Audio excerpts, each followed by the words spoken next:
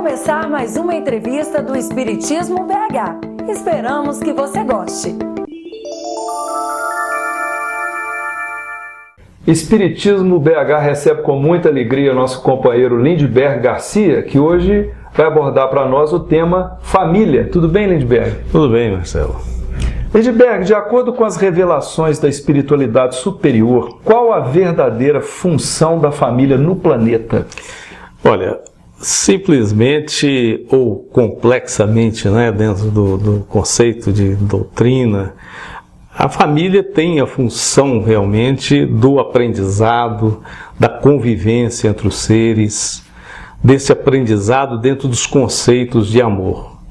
E nas experiências reencarnatórias, repetindo-se essas experiências por várias vezes, os seres encarnados, eles vão se aquilatando para uma evolução maior, no contexto de harmonia de todo o universo.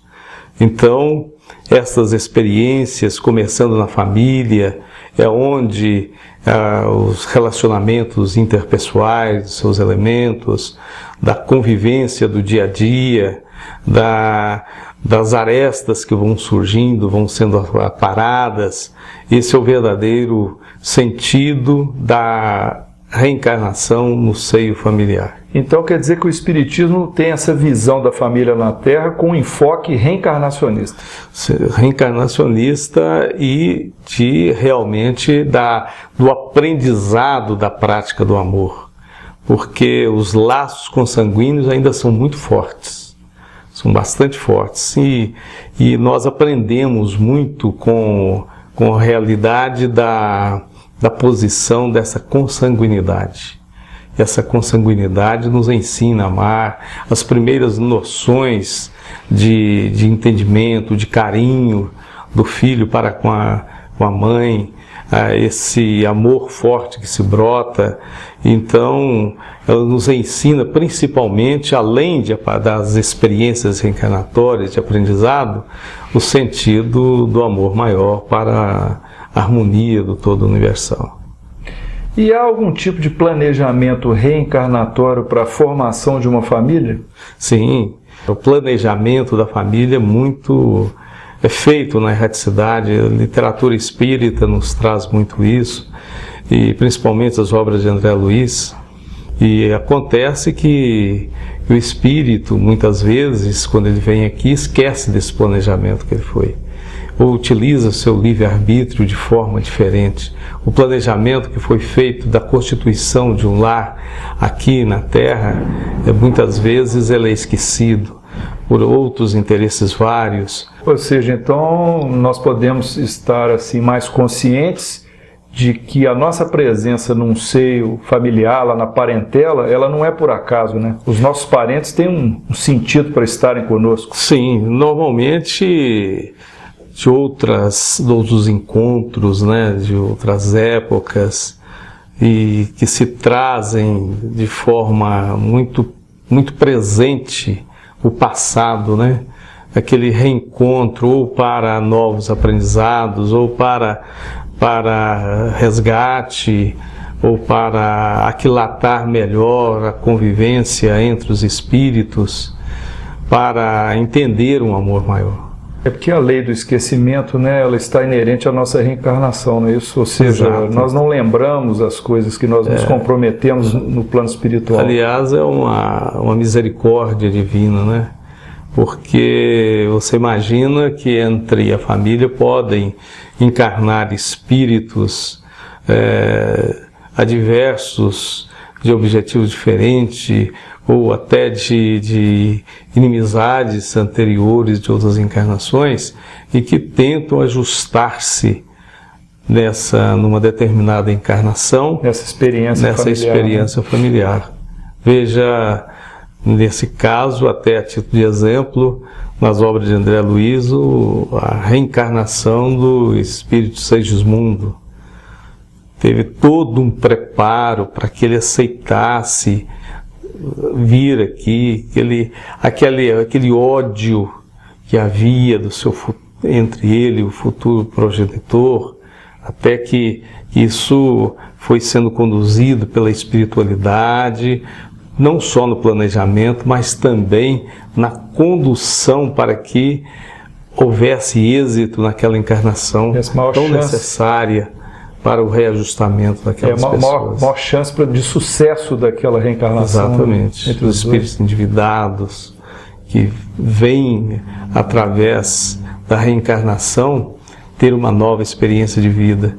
E, na realidade, essa experiência de vida começa nessa encarnação da família, porque os laços da consanguinidade são muito fortes. Nós aprendemos a amar muito pelos laços da consanguinidade. E às vezes esquecemos que os laços da consanguinidade é uma fase transitória, porque nós esquecemos muitas vezes que, por exemplo, que os nossos filhos não são nossos filhos. São espíritos com encarnações milenares, com experiências diversas, muitas vezes da experiência diversa daquele casal que recebe aquele filho, porque a verdadeira família que nós temos, e vamos encontrar isso, é que somos todos filhos de um único Pai. É interessante essas suas colocações, porque isso vem nos dizer que não há acaso nas reencarnações, ou seja, nós adentramos o plano material exatamente no lugar onde nós estamos necessitando conviver, não é isso? É onde necessitamos conviver, onde merecemos conviver, onde temos a oportunidade de avançarmos na evolução espiritual. O casamento, a união matrimonial, a constituição daquela família, que muitas vezes até se constitui num cadinho de lutas acerbas, que nós temos lamentavelmente visto, mas é dentro desse conceito que realmente se constitui uma família. Experiência, é a convivência, o interrelacionamento, é a necessidade de amar, a necessidade do entendimento, da paz, e que muitas vezes não é conseguido. Lindbergh, então toda união conjugal entre casais é necessariamente planejada no plano espiritual? Sim, necessariamente planejada, e são planejadas. No livro Estudando a Mediunidade, Martins Peralva nos conta, nos esclarece, segundo os seus estudos, das 5 principais tipos de união conjugal, que são as acidentais, as provacionais, as sacrificiais, os casamentos afins e os transcendentes. Então vamos ver um por um. Um por um. Então, os acidentais são encontro de almas inferiorizadas por efeito, diria melhor, por efeito de atração momentânea e sem qualquer ascendente espiritual. Então, essas almas, e lamentavelmente tem ocorrido muito no nosso planeta, os jovens se encontram, partem para uma união conjugal. Muitas vezes você até conversa com um jovem e pergunta: mas você é tão novo, você vai partir para um casamento? E a resposta às vezes é muito contundente, nos deixa às vezes estupefato. Eu vou partir para o casamento, mas se não der também eu vou partir para outra. Quer dizer, revelam a maturidade daquele espírito que realmente é uma alma inferiorizada ali e que não tem nenhum ascendente espiritual. Geralmente essas uniões, então, seriam motivadas por atrações sexuais, interesses outros, materiais, menos o amor. Paixão, sexo, sensualidade, interesse social, financeiro, político, N interesses. São encontros meramente como se fosse por acaso, que o acaso não existe, mas encontram o jovem, a jovem, normalmente espíritos inferiorizados, sem nenhum ascendente espiritual. Esses são os chamados casamentos acidentais. Bom, o que resulta daí? Qual a consequência? Aí nós vamos ter aquelas uniões conjugais, as chamadas provacionais. E aí é o reencontro de almas para reajuste necessário para a evolução de ambos. Naquele primeiro momento, que foi uma união conjugal acidental, no segundo momento já há necessidade do resgate, e são os casamentos provacionais no nosso planeta. É um planeta de prova e expiação. O maior número são os casamentos provacionais. Ou seja, são dois espíritos que têm um débito comum no passado e que vão se reajustar do matrimônio. No matrimônio. Porque aquela missão anterior, iniciada naquele casamento, naquela união conjugal acidental, as consequências então vão para outras encarnações. A experiência anterior daquela união fortuita, acidental, em que aqueles espíritos, aquelas almas inferiorizadas tiveram as primeiras experiências e que não resultou de uma boa semeadura, a colheita vai vir na próxima reencarnação, ou na outra, porque ninguém foge ao destino. É o destino que cada um escreve.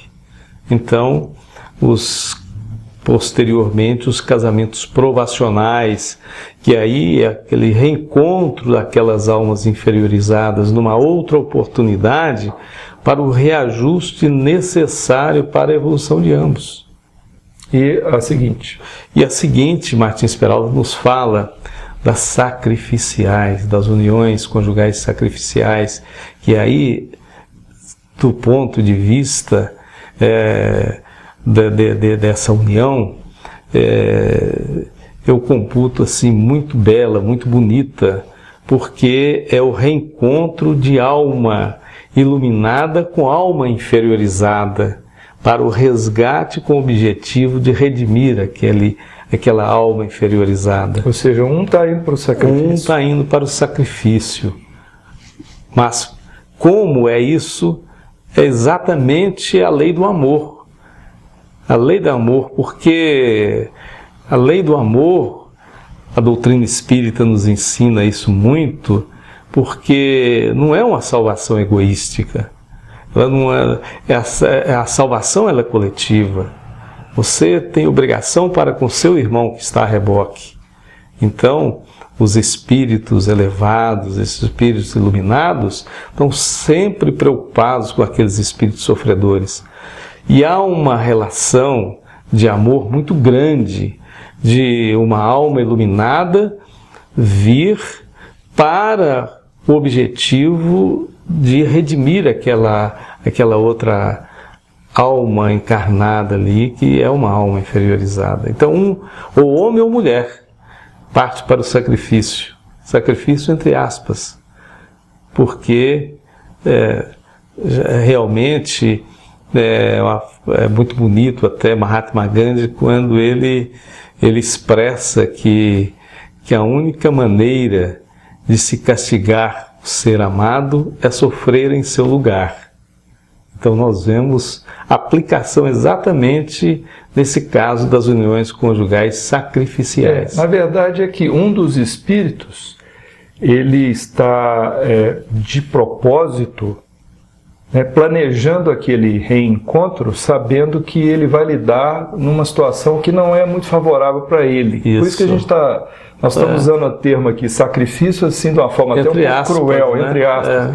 Mas, na verdade, é uma redenção que ele está proporcionando para o companheiro, ou companheira. Né? E o crescimento enorme desse espírito. Porque, além do sacrifício, ele está redimindo uma alma decaída. Exatamente. O sacrifício, entre aspas, porque nada que se faz em prol do amor pode ser considerado um sacrifício. é o esforço daquele espírito iluminado, esclarecido, que ele volta por amor para ajudar uma alma inferiorizada. Perfeito. Tanto homem quanto mulher. E a situação seguinte? A situação seguinte nos deixa muito animado, né? Porque são os casamentos afins, as uniões conjugais afins, que na realidade são almas que se reencontram dentro de um conceito de amor, de realização, são corações amigos que se encontram, quer dizer, nos dá assim, uma esperança muito grande, né? Porque a humanidade, se você nota que pelas uniões conjugais, você nota que a humanidade vai crescendo, a sociedade ela vai se colocando dentro de um patamar, digamos, mais civilizado, mais ético, então, e dentro de uma suavidade também, de paz, de amor. E é uma esperança para essas almas que têm essas uniões sacrificiais, as acidentais, as provacionais, e eles vão chegar às uniões conjugais afins. E a união afim também, ela dá oportunidade para os filhos, né, para os outros, para a parentela, como um exemplo de conduta, exato, né? É a chance para que muitos se desenvolvam. Exato. E ainda mais, além dos afins, as uniões conjugais transcendentes, que são almas engrandecidas no bem e se buscam para realizações imortais. Então nós temos aí uma esperança muito grande, né? Depois de passarmos por esses estágios todos, chegarmos às uniões transcendentais. É o amor triunfando, é a lei de justiça, amor e caridade triunfando. Edbeck, considerando-se os laços familiares, em que diferem os laços consanguíneos dos laços por afinidades? Eu gostaria de, inicialmente, trazer aqui uma manifestação, um ensino do nosso instrutor maior, querido Emmanuel, no Caminho, Verdade e Vida, capítulo 62, quando ele diz o seguinte: é razoável sugerir-se uma divisão entre os conceitos de família e parentela. O primeiro constituiria o símbolo dos laços eternos de amor.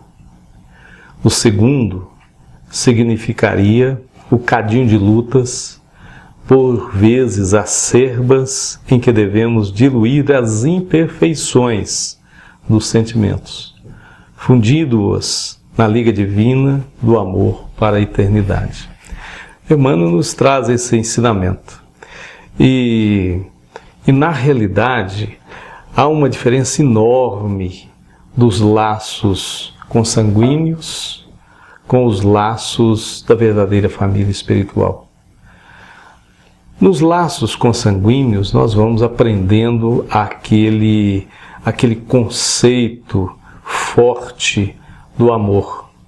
A verdadeira família é a família espiritual, que a parentela não é a família espiritual, mas tende a ser a família espiritual, porque é exatamente na consanguinidade que nós aprendemos a ter esse amor pelo nosso irmão, independente de conhecê-lo ou não, até que nós venhamos a entender o amor para todo e qualquer semelhante, porque somos únicos e exclusivamente filhos de um único Pai. Se nós amamos ao nosso filho, que não é nosso filho,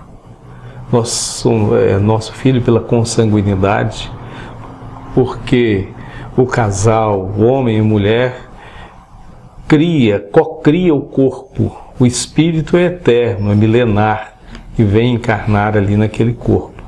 A partir do momento que o ser entender esta grande verdade da vida, você imagina o grande avanço na humanidade da Terra.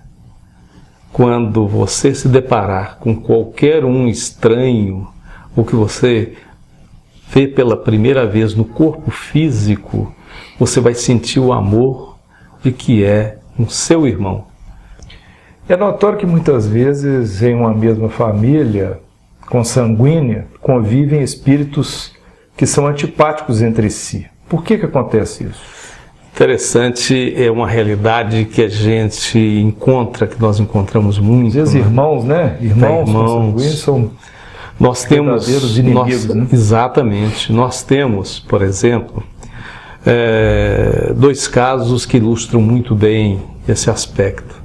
O primeiro caso, você tem às vezes uma família de princípios éticos, princípios cristãos muito rígidos, uma família muito disciplinada em termos éticos morais, e vem ali um espírito renitente, um espírito rebelde, e que, até pejorativamente, lamentavelmente, é chamado de ovelha negra. Destoa do resto. Destoa do resto da família. Mas isto é facilmente explicado pela espiritualidade. Esse espírito rebelde que vem ali no seio daquela família é porque ele precisa do exemplo, da rigidez com que ele vai ser tratado, mas também do carinho dos pais que vai dedicar a ele, mas para que dentro daquele conceito ético-moral e dos princípios cristãos que aquela família vai passar para ele se redimir muitas vezes de culpas do passado. Num outro sentido, é o contrário. Nós temos famílias plenamente desagregadas, que não se entendem entre si, e vem ali um espírito que é chamado até o anjinho da casa. A alma boa. A alma boa, para aglutinar, para trazer para junto aquela família, para que a família não disperse.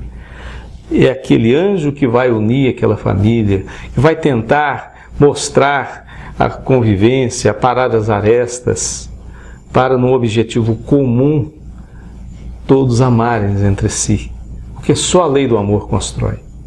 Então, isso é muito comum acontecer, e acontece à nossa volta. Espíritos, às vezes, muito rebeldes, outros espíritos, almas inferiorizadas, que precisam do exemplo maior, do ensino maior, para exatamente cumprir a sua missão. É interessante que sempre que nós temos o mais adiantado colocado diante do mais atrasado, todos dois têm algo a lucrar, né? Sempre, sempre. Porque nós já falamos aqui, não é repetir, mas não existe uma salvação egoística individual. E até no conceito a gente falar salvação, né? Nem existe esse conceito de salvação dentro da doutrina espírita, porque quem nos ameaça? Ninguém. O Pai é amor, é misericórdia, ninguém nos ameaça. Então, quando a gente fala salvação é no sentido figurado, né? No sentido figurado, que a gente fala, eu vou me salvar, mas a salvação não pode ser egoísta. E a doutrina espírita nos ensina isso. Ela passa pelo social. Então, se eu tenho um irmão que ele tem que ser ajudado, porque ele está a reboque, à margem da espiritualidade, à margem dos conceitos preconizados pelo Evangelho, e como que esse ser ele pode se redimir-se se ele não tem ajuda. E aí é importante a nossa participação, a participação daqueles que estão à sua volta, principalmente no seio da família. Lindbergh, os integrantes da família consanguínea têm necessariamente relações entre si de vidas pregressas? Ou espíritos completamente estranhos uns aos outros podem encontrar-se pelas vias familiares? Ambas as coisas são possíveis. Os espíritos que, por motivo esse ou aquele, que houveram se encontrado em outras encarnações, haja vista essa questão que nós levantamos há pouco, os ensinamentos de Martins Peralva, onde os espíritos realmente se reencontram para reajustes no caminho da sua evolução, mas pode vir também espíritos pela primeira vez naquela família. Pode sim, e há espíritos, há esses casos que vêm espíritos ali pela primeira vez naquela Nunca família. Se relacionaram anteriormente, né? Nunca se relacionaram anteriormente. E aí depende também do grau de evolução daquele espírito, da sua, chama-se índole, mas a doutrina espírita explica de espíritos mais ou menos de ascendência espiritual. Então, o espírito que vem ali na família, naquele seio daquela família, ele pode ser um espírito que nunca cruzou os caminhos daquela família, mas ele tem a necessidade de uma encarnação. Por exemplo, veja você que nós vemos no dia a dia, por exemplo, as necessidades de aprendizado que tem um espírito que nasceu, por exemplo, na África, e que precisa reencarnar aqui no nosso plano, no nosso Brasil, na nossa terra. Vice-versa, a encarnação que nós vemos de pessoas que viveram na Índia, na China, encarnarem na Inglaterra, nos Estados Unidos, para ter aquela experiência de vida, um espírito que precisa de uma experiência anglo-saxônica, que ele é latino-americano, vai encarnar na Inglaterra e vice-versa. É preciso que haja esse intercâmbio.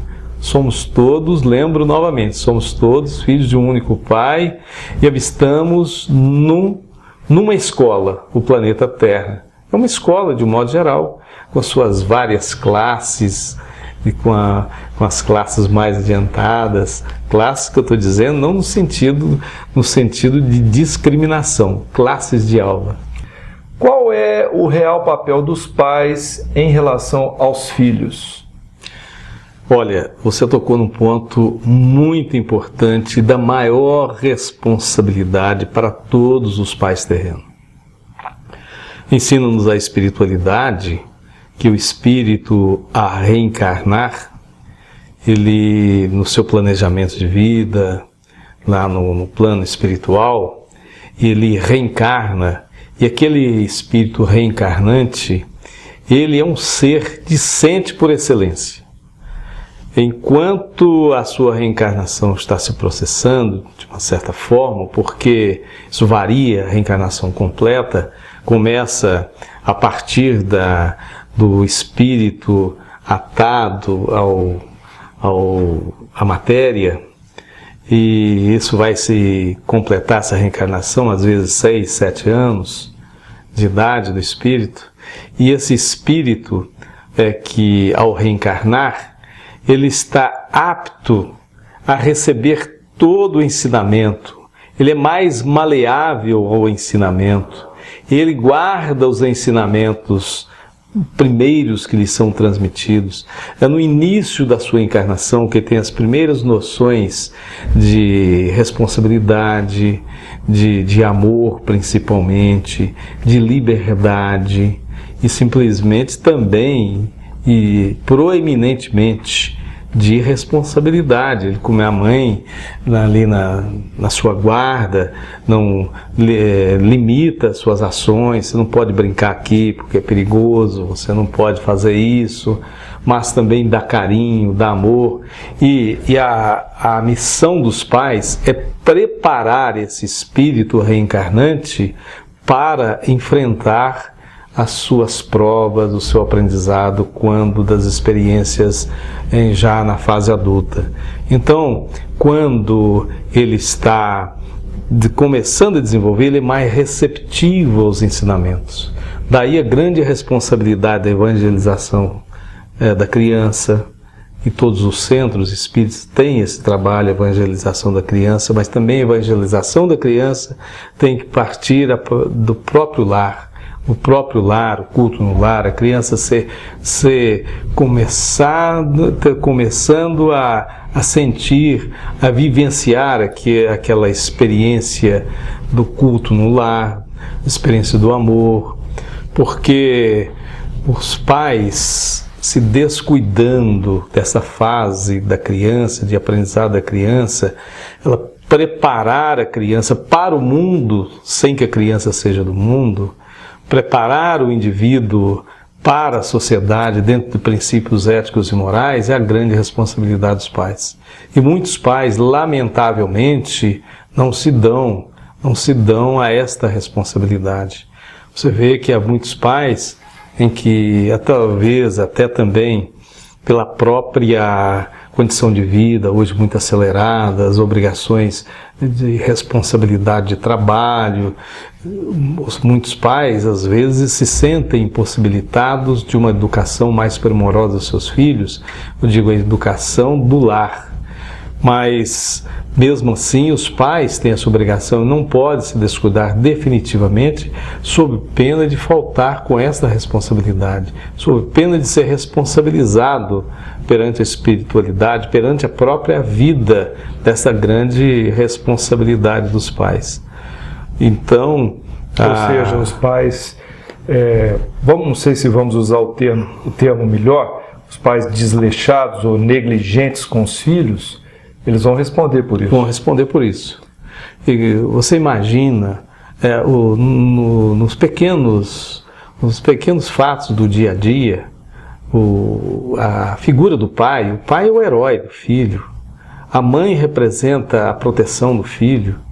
Agora imagine a criança pequenininha, toca o telefone, o pai diz para ela: olha, meu filho, se for para mim, fala que eu não estou aí.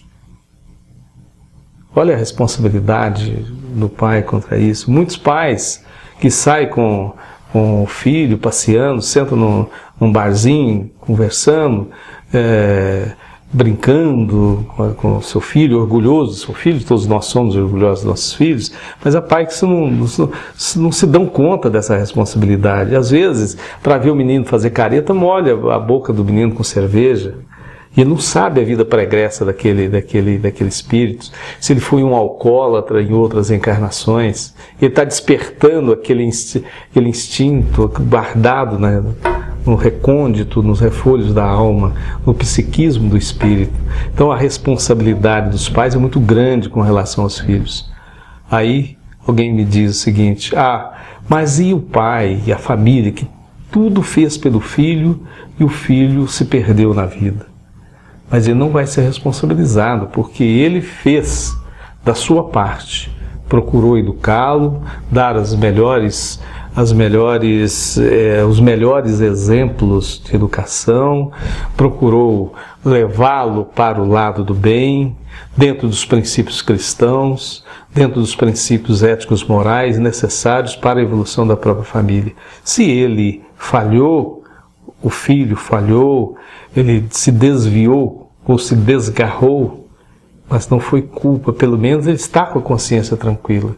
O difícil é ele mais tarde saber que aquele filho partiu para uma outra modalidade de vida, uma outra condição de vida, criminosa às vezes, e que ele vai lamentar profundamente aquela questão de não ter dado para o filho aquela educação cristã de responsabilidade, ensinar o que é responsabilidade, liberdade, tem que ter responsabilidade e não se furtar de forma nenhuma em determinadas ocasiões, é dizer não, a ter uma autodisciplina. É isto que o Criador espera das pessoas que constituem um lar, dentro de um princípio de que é preparar aqueles espíritos que vêm aí para a sua tarefa. Ele não sabe a responsabilidade que tem aquele espírito que ele está trazendo de outras vidas, outros compromissos. Então, quanto mais ele prepará-lo para isso, tanto mais ele estará cumprindo a sua obrigação. Quais são as grandes ameaças internas e externas à família e por que é tão importante a manutenção da sua integridade? Olha, o mundo moderno hoje apresenta várias armadilhas para o casal. E essas armadilhas às vezes são pura e simplesmente nascidas da conturbação do dia a dia, às vezes da excessiva necessidade que tem o homem do poder, muitas armadilhas dessas, elas se constituem assim, são procuradas, digamos, com as próprias mãos do casal. Uma condição de vida mais agitada, muitas vezes até pelo próprio trabalho, realmente existe essa condição, mas nós sempre devemos programar as nossas atividades de forma que a família esteja em primeiro lugar. Nosso trabalho, nós temos responsabilidade sobre ele, com a nossa vida, é a lei do trabalho, a lei do trabalho é a lei do progresso, mas existem armadilhas, tanto para o jovem ou a jovem, o homem ou mulher que convolaram núpcias, existem as armadilhas. A sensualidade, hoje a grande liberalidade, tanto para o homem como para a mulher, essas armadilhas internas, que são exatamente as mais difíceis de serem solucionadas, porque muitas vezes esses casamentos nós estamos vendo que são aqueles casamentos provacionais, que vêm para o reajuste, nessas uniões em que as arestas têm que ser aparadas, e muitas vezes não há aquela percepção do casal da necessidade desse entendimento. E às vezes abandonam a prova. Então, dentro do próprio lar, as próprias armadilhas, a rotina do dia a dia, o desentendimento entre o casal, que não consegue superar, a falta de humildade, a falta de reconhecimento de um e de outro, do trabalho que um e outro faz, o marido que chega em casa só sabe criticar a mulher por sua vez que não entende o cansaço também do marido. As coisas são sempre... há uma conjugação de esforços, deve haver uma conjugação de esforços entre o casal para evitar as armadilhas externas, que já é do dia a dia, do corre-corre. Nesse mundo globalizado, a competição enorme, e as internas, que é exatamente a maneira do casal se portar, o entendimento dele se portar, não deixar extravasar todas esses percalços externos da vida do cotidiano vir para dentro do casamento, as dívidas, os recalques do passado, de outras encarnações, também não aflorar, sabe? Quando aflorar, saber evitar isso e pedir auxílio, principalmente da espiritualidade, porque nós não estamos sozinhos. O casal que tende a evitar essas armadilhas, a espiritualidade está lá, com as mãos nos ajudando a todos. E sempre soprando na nossa tela mental os bons conselhos, evitando certas armadilhas. Mas também, lamentavelmente, nós temos os irmãos obsessores também buzinando a nossa tela mental. Não suporta isso não é desse jeito. Nós estamos sempre entre dois fogos. E é preciso que o indivíduo se conscientize da sua própria responsabilidade perante aquele ser que ele levou para dentro do seu lar, homem ou mulher. Esse momento de desavença conjugal, briga, indiferença, desconfiança, ira, é sempre porta aberta para os obsessores fazerem a festa. Com certeza. Os obsessores, eles não dão folga. Os obsessores, eles estão sempre à espreita de um momento fraco. Mesmo porque, às vezes, nós nem nos damos conta que nós temos adversários, não vamos chamar de inimigo, mas adversários no outro plano da vida.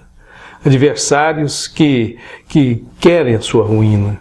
Então eles estão à espreita de um momento mais fraco para exatamente entrar, insuflar na sua tela mental algo que você vai te motivar uma discussão, um atrito. E isso é muito comum, é preciso que a gente tenha. Eu digo o seguinte, a espiritualidade nos pede muito que nós tenhamos humildade nas nossas ações, sabermos escutarmos, sabermos entender os anseios da pessoa que está junto conosco, Porque imagine, tanto é uma responsabilidade tirar uma jovem do seio da família de seus pais, trazer para um lar e depois não corresponder às expectativas daquela jovem que casou tão cheia de sonhos, esperando tanto daquele amor. E a mesma coisa também, o jovem que deixa sua família, procura constituir um lar e depois vê acontecer as desavenças, as chamadas faltas imperdoáveis, entre aspas, porque o exemplo que nós temos do Mestre Jesus sempre foi de perdão, foi de entendimento, e nós nos esquecemos disso. Nós nos esquecemos que a nossa meta, o nosso objetivo é chegarmos até Jesus, é sermos iguais a Jesus. Mas nós nos esquecemos, via de regra, desse grande objetivo da vida e deixamos, às vezes, decair por pouca coisa ou por uma reminiscência do passado que nós não sabemos que aflora num determinado momento. Lidberg, interessante você mencionar Jesus, porque nós lembramos que a sua primeira manifestação em público foi justamente numa união, né, nas bodas de Caná. Exatamente. E ele, nas bodas de Caná, veio prestigiar a família. É uma passagem do Evangelho muito bonita, muito linda, e que, na realidade, vê a importância da família. Porque Jesus, com a sua brandura, com todo o seu amor que ele expressava, né, veio então prestigiar a sua família. E quando vieram buscá-lo, há ainda uma expectativa muito grande que muitos dos nossos irmãos até não entendem quando vieram buscá-lo, que é avisado que a sua mãe e os seus irmãos o estão esperando, que ele pergunta a eles: quem é minha mãe? Quem são meus irmãos? Há um objetivo maior na constituição da família, porque onde todo aquele que fizer a vontade de Deus, olha bem, viu? A vontade de Deus, o que é a vontade de Deus? São as leis naturais, as leis divinas, e prevalece a lei de justiça, amor e caridade, porquanto todo aquele que fizer a vontade de Deus, esse é meu irmão, esse é minha irmã, essa é minha mãe. Mostra a família dentro de um princípio ético e moral. Porquanto todo aquele que fizer a vontade de Deus. Ou seja, cumprir a lei. Cumprir a lei. Esse é realmente um ensinamento maravilhoso com relação à família. Lidberg, então uma última pergunta. Quais seriam exemplos de boas práticas para a manutenção da união familiar? Olha, seguindo o conselho da espiritualidade, é o amor. O verdadeiro amor, ele constrói. É a humildade, é a condição de entender a sua esposa ou esposo. É evitar aqueles atritos que às vezes o casal tem determinados momentos que parecem intransponíveis, mas que na realidade, com humildade, com fraternidade, sabendo ceder, né? Sabendo ceder, porque há aqueles que são os donos da verdade. Há exemplos terríveis, aquele machão, eu nasci assim, sou assim, vou morrer assim. Ora, no universo tudo é movimento, tudo muda, né? Então, é aquele que, eu sou muito bom, mas pisou no meu calo, tem troco. Nós vemos muito isso, lamentavelmente. Então, somente a humildade, o entendimento entre o componente daquele lar, o esposo ou a esposa, é que podem superar essas dificuldades. Sabemos que não somos perfeitos, somos espíritos imperfeitos, ainda falíveis. E somos muito falíveis ainda pelo peso da matéria, porque às vezes nós programamos lá no plano espiritual e chegamos aqui, temos atitudes diversas da que nós programamos no plano espiritual. Mas nós temos que realmente convivermos dentro de paz e harmonia. chega um determinado momento que ambos compreendem e têm que posicionar-se assim, porque é a evolução espiritual de cada um. Mas eu tenho 2 exemplos interessantes. Uma senhora procurou o Chico Xavier lá no centro, lá em Uberaba.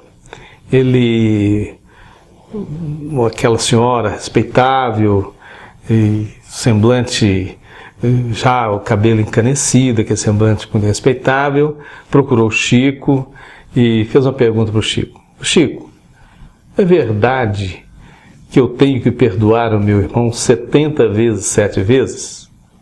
O Chico olhou para ela e falou, minha senhora. Então, aí ela respondeu, olha, Chico, então, aquele traste que está lá na minha casa, que chamam de meu marido, eu já sou casada há 40 anos. Então eu já perdoei 70 vezes, 7 vezes. Não é mesmo, Chico? O Chico olhou para ela, aquela bondade toda, aquela doçura, como se buscasse no fundo da alma dela a resposta para dar-lhe, né? Virou aquela toda doçura e disse, minha senhora, a senhora realmente tem que perdoar 70 vezes, 7 vezes cada erro do seu marido. Então, vejam como é a nossa posição perante o nosso irmão e principalmente perante a nossa esposa, que é o próximo, mais próximo que está diante de nós. Esse é o caminho ideal para o bom relacionamento. Bom relacionamento, o entendimento entre o casal. Um outro foi o contrário. O senhor chegou perto do Chico e falou, Chico, não aguento mais. Aquela megera que eu tenho lá em casa é uma sombra. Eu posso virar que ela está atrás de mim. Se eu sair para ir na banca comprar uma revista, que eu gosto muito de palavra cruzada, quando eu ver, ela está junto comigo. Se eu sair para ir no bar para buscar uns refrigerantes para os meninos, bala, doce, quando eu olho, ela está junto comigo. Qualquer lugar que eu vou, ela está junto comigo, Chico. Não aguento isso não. O Chico olhou para ele, só meu irmão, aquela mulher não é uma megera. Aquela mulher é o seu anjo da guarda. Nas outras encarnações, você faliu muito. E ela está aí exatamente para não deixar você falir. Então, esses exemplos nos mostram como nos posicionarmos perante a vida, como nos posicionarmos diante de uma pessoa que está convivendo, está debaixo do nosso teto. É essa uma obrigação cristã, acima de tudo, que é a lei do amor, que é o que nós devemos ter para com e que muitas vezes o que aparentemente está ruim, está errado, está nos favorecendo. Nos favorecendo. É que o nosso imediatismo, às vezes, não nos permite avaliar aquilo que está sendo bom para nós. Nós vamos, às vezes, avaliar aquilo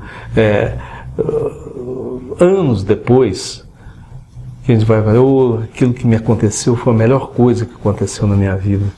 Então, e pelo contrário também, nós podemos ter arrependimentos drásticos, danosos, de atitude que nós possamos ter tomado para com a esposa ou com o esposo. E aquilo vai repercutir e vai ter consequências, vão se desdobrar em outras encarnações. Os atritos vão voltar, vão aflorar aqueles atritos. Então, nós estamos tendo uma oportunidade aqui, vamos aproveitá-la. Lindbergh, Espiritismo BH, que agradece a sua participação e passamos a palavra aí para a sua despedida. Eu gostaria de finalizando aqui, lembrando de toda a responsabilidade, que nos dá uma responsabilidade muito grande, sempre quando eu cito o apóstolo Paulo em Atos 17, 28. Em Deus nos movemos e em Deus existimos. Imagina essa grande responsabilidade de estarmos vivendo em Deus.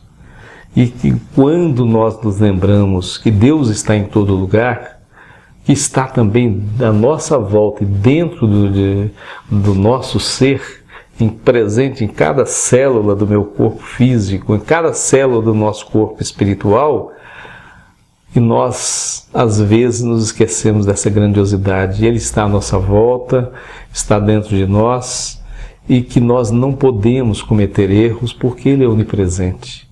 Devemos pedir a sua ajuda para que possamos ir até a Ele. Okay. Obrigado. Então, quer desta entrevista. Dê a sua opinião acessando o Fale Conosco. Até breve!